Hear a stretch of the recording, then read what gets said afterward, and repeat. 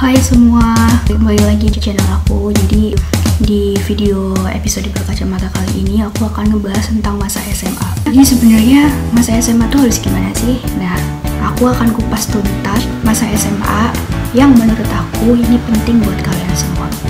Check it out. Jadi masa SMA itu masa dimana katanya punya image yang menarik, dimana kita nemuin sahabat baru, terus nemuin jati diri yang baru, punya geng dan segala macam. Tapi ada satu nih yang bikin aku nggak suka. Asumsi bahwa katanya masa SMA itu harus punya teman banyak. Dulu pada saat aku kelas 11 SMA, ada teman aku yang dia tuh pendiam dan dia tuh nggak suka nongkrong gitu. Penutup banget ya anaknya. Lalu tiba-tiba dia berubah secara drastis banget. Jadi pada saat kelas 10 tuh dia diem banget. Terus pas kelas 11 dia tuh mendadak berubah gitu.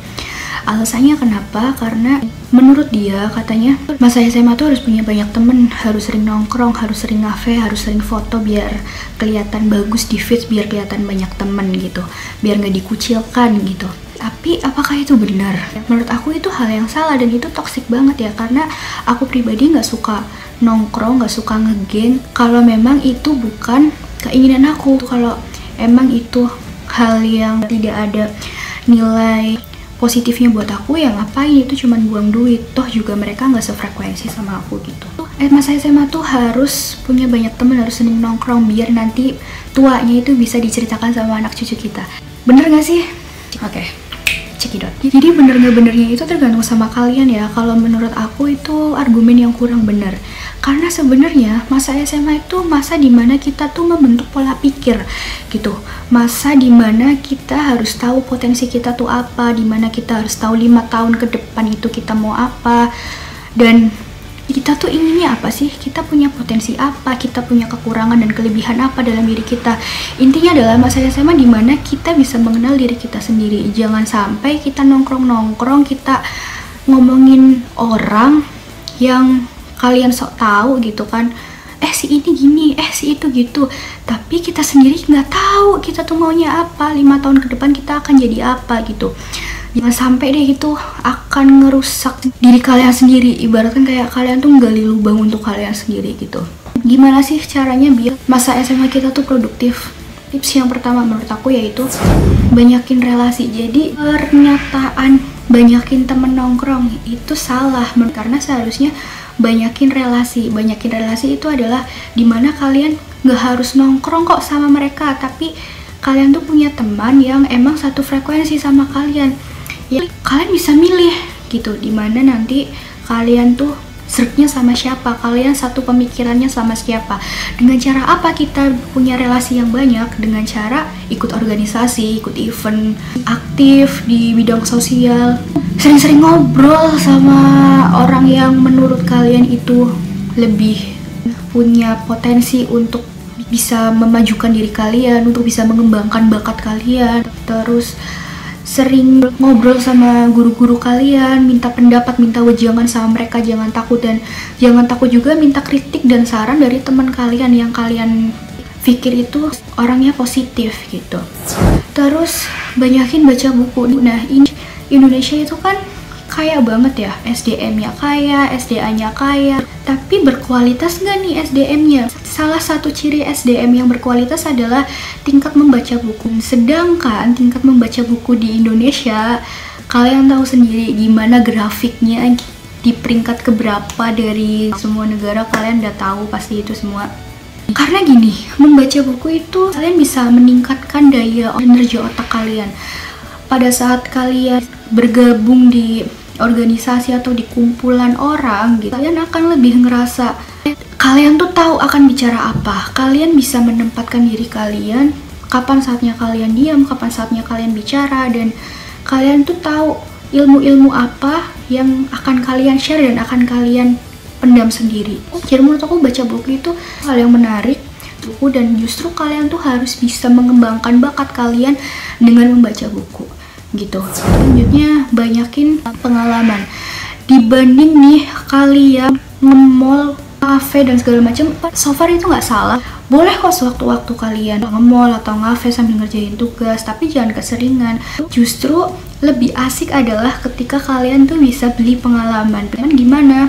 Ya banyak banget kan sekarang anak SMA yang udah pergi menjelajah kayak mendaki gunung, touring keluar kota gitu, event, bayar buat volunteer. Banyak banget kok kegiatan-kegiatan positif yang emang pada saat kalian mengeluarkan uang, kalian tidak dapat barang, tapi kalian dapat pengalaman, di mana pengalaman itu nanti yang akan membentuk karakter kalian gitu ya. Selanjutnya, mengenal potensi diri. Hal yang cukup menarik menurut aku karena nggak banyak orang, apalagi anak-anak SMA yang mau lulus itu tahu potensinya apa. Bahkan mungkin yang udah tua pun dia nggak tahu potensi dia apa. Jadi gini loh, sistem pembelajaran di luar negeri ya, yang aku tahu masa SD itu masa pengenalan lingkungan, SMP itu masa dimana kita tahu potensi kita tuh di mana, kita mencari jati diri kita itu seperti apa. Dan masa SMA adalah masa dimana kita udah mulai menerapkan, kita harus tahu, merancang cita-cita dari awal gitu, 5 tahun ke depan kita mau jadi apa. Dan pada saat kuliah kita bener-bener fokus prepare untuk terjun ke masyarakat. Dan di Indonesia SD, SMP, SMA belajar ujian. Nggak ada yang namanya pengenalan diri, pengembangan diri, dan itu yang aku sayangkan sekali. Di video kali ini aku akan menjelasin bahwa masa SMA itu masa dimana kalian tuh harus tahu 5 tahun ke depan kalian mau jadi apa. Aku tanya sekarang, 5 tahun ke depan kalian mau jadi apa? Mengenal potensi diri. Jadi Anda harus bisa mengetahui sisi positif kalian di mana, sisi negatif kalian itu di mana. Jangan sampai pada saat udah lulus atau pada saat kalian masuk ke universitas, kalian tuh ngerasa salah jurusan. Itu ada yang salah. Jika kalian ngerasa kalian itu salah jurusan, kalian minder dengan pekerjaan yang kalian lakukan, berarti tandanya kamu itu belum mengenal potensi kamu.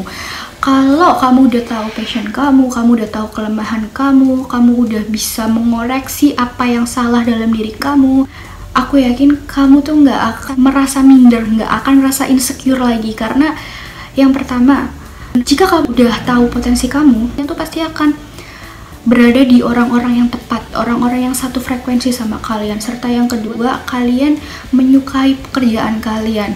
Mungkin aja kalian kerja di bidang hobi kalian gitu, misalnya pada saat bekerja itu nggak ada aku kurang maksimal nih, aku ini nih. Karena kalau kalian itu udah ngerasa nyaman dan bekerja di hobi kalian tuh akan merasa kalian tuh main-main aja. Belajar mengobservasi karakter orang lain biar nggak baper. Di temen SMA aku punya temen cowok, dia itu nauzubillahi min zalik banget teman-teman. Jadi omongannya itu loh pedes banget, ngomongnya ngasal, bikin orang sakit hati. Dan itu bukan cuman aku aja, yang hampir seangkatanku yang kenal sama dia itu hatinya pernah tersakiti karena omong. Awalnya aku baper, aku marah sama dia, aku sampai nggak makan loh waktu itu karena omongannya dia.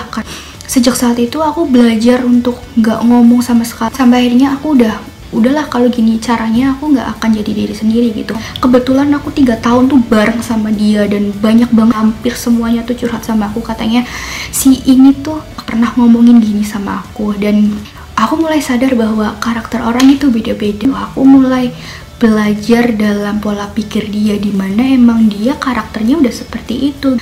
Dari semua pengalaman yang aku punya, hal yang terpenting adalah pada saat kita terjun ke masyarakat itu kita mengobservasi karakter orang lain. Banyak banget karakter yang kalian dapat. Jangan asal baru pertama kali ketemu, baru 1 minggu kenal, terus kalian langsung menyimpulkan, oh karakter dia tuh kayak gini. Nggak bisa, kalian tuh harus bisa bener-bener mengetahui ini tuh kenapa sih.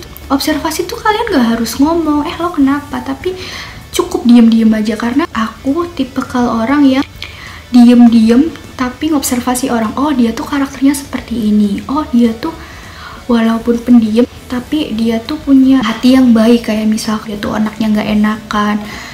Jadi apa? Kalian akan dihadapkan sama orang-orang yang banyak banget karakternya, yang beda suku, ras, agama, budaya, negara, dan sebagainya. Gimana caranya kalian itu biar nggak baper, biar nggak sakit hati, biar nggak insecure terus ya? Kalian tuh harus mengobservasi, harus tahu, harus mengenal karakter orang tuh seperti apa. Jadi pada saat kalian menemukan orang yang rese, tukang ngomong, kalian udah tahu cara menghadapinya gimana. Ditegur dulu, ditegur 1 kali, 2 kali, 3 kali. Kalian harus punya prinsip, bikin batas kesabaran kalian tuh berapa. Kalau aku biasanya 3 kali, 1 kali dibilangin, 2 kali dibilangin nggak bisa, 3 kali itu terakhir. 4 kali kalau aku nggak diem aja, aku biarin dia, aku blok dia.